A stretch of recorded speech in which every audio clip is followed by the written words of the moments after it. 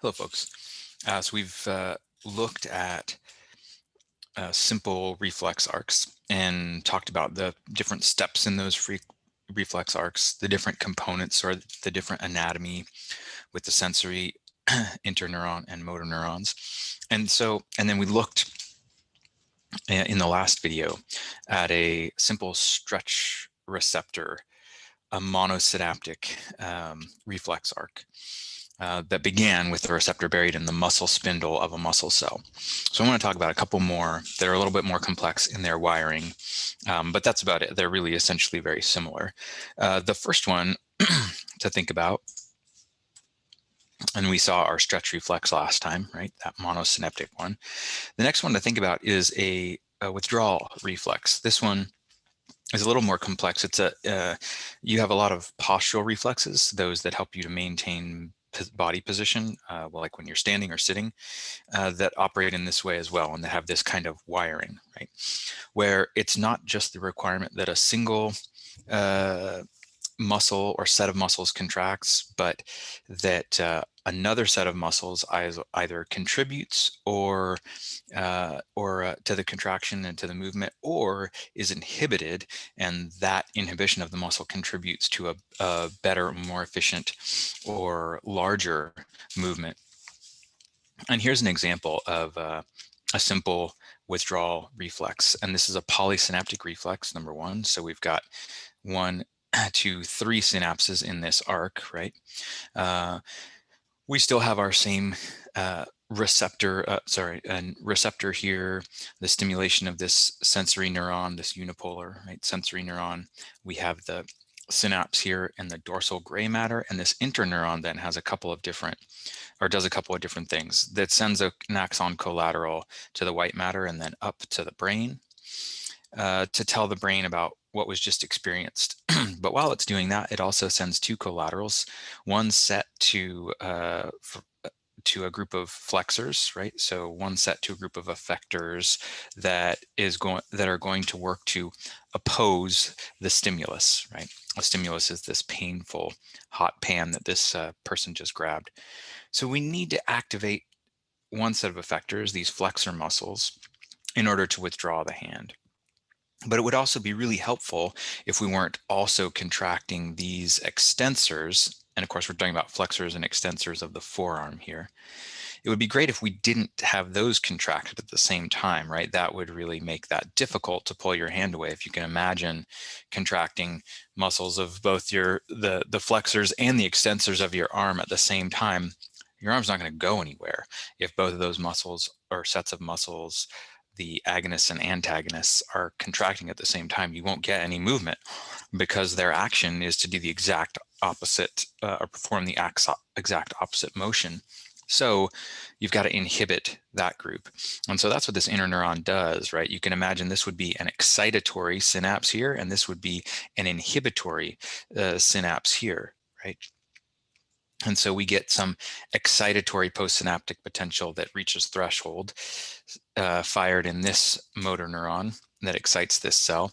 And then at this motor neuron, you could imagine this being an excitatory postsynaptic potential stimulating this neuron to then release neurotransmitter that inhibits this. But more than likely, what you're going to have here is an inhibitory synapse right here. So we get inhibition of this motor neuron, so that we don't get contraction, so that we don't get release of neurotransmitter and contraction of this muscle.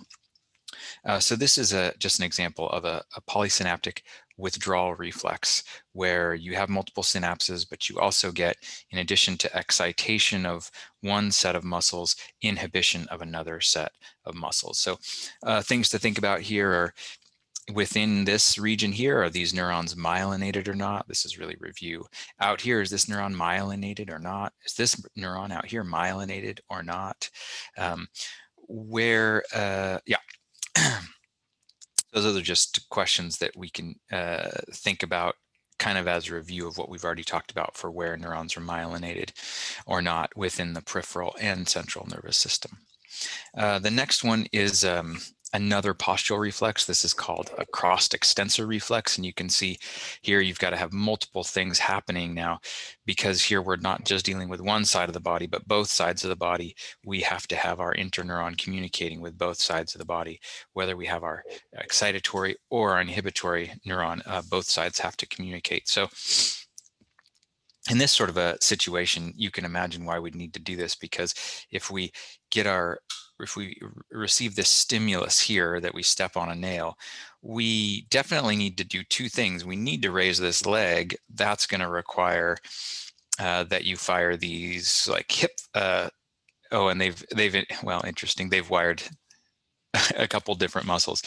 You would need to, of course, fire your hip flexors, which are up here. Remember your psoas and your iliacus. You need to fire those hip flexors to raise this leg up the way it's going here. But you'd also need to fire these flexors down here, right? These flexors at the your semitendinosus and semimembranosus and biceps femoris, right? To flex your lower leg, right? To flex it and draw it up here. So you'd actually need to fire a few different sets of flexors, one to flex at the hip, one to flex at the lower leg. But in this simple example, they're just showing the upper leg here. So they're just showing flexion of the lower leg, right? And inhibition of extensors here. So you'd have to do that. You'd have to lift the leg, but then you'd also have to fall back on this leg, right? And that means you definitely don't want to be flexing this leg as you're falling back on it, right? You'd be sitting on your rear end if you did that pretty quickly. You need to fire the extensors on this side, right? And so that's what this crossed extensor reflex is showing, that we have to incorporate both sides of the body. And so really it's quite similar to that one we just looked at. It's quite similar to that one we just looked at, except in this case, we've got to fire or stimulate muscles on both sides of the body. Here we stimulate the flexors of the lower leg, and we stimulate the extensors of the opposite leg, right? You can see that.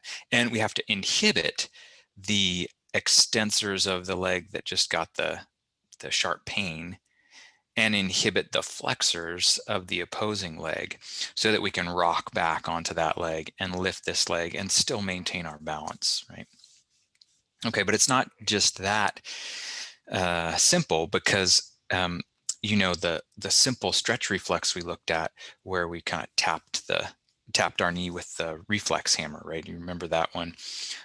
When you do that, you just tap your knee, you get your leg kicking out like at the doctor's office, and then it goes back into place, right? So you get a very quick stimulation of the muscle. Well, we can't just have a quick stimulation of the muscle and then relaxation of the muscle here, or we'd fall down, right? So we have to have created a reverberating circuit, and all that means is, and we're not showing it really here, that in these sort of postural reflexes that rely on maintenance of balance, right, as we're carrying them out, we have to have a sort of a positive feedback loop here. And this is called a reverberating circuit, that helps to maintain the stimulus so that our motor response is effective and as long lasting as we need it to be. And so typically what that means is that another axon collateral here, right, would actually loop back on itself and auto-stimulate itself. So it would loop back and synapse on its own cell body, so that we keep that stimulation going once it begins, right? So even in this sort of overall negative feedback loop, where we work to reduce the stimulus, the effectors work to reduce the stimulus, there has to be a positive feedback mechanism to continue this reflexive activity for a long enough time that we then can have our conscious mind take over and have us hopping around on one leg as we're grabbing the other one in pain, right? So this is called a crossed extensor reflex, but very similar. You'll just note that this time we involve both sides of the body rather than just a single side of the body that we did that in that withdrawal reflex. But it's similar in being polysynaptic. It's similar in that it's got interneurons, and it's similar in that it has both an excitatory interneuron and an inhibitory neuron. Right? Okay, so please let me know if you have any questions about that about any of these reflexes, and we'll see you again in a future video.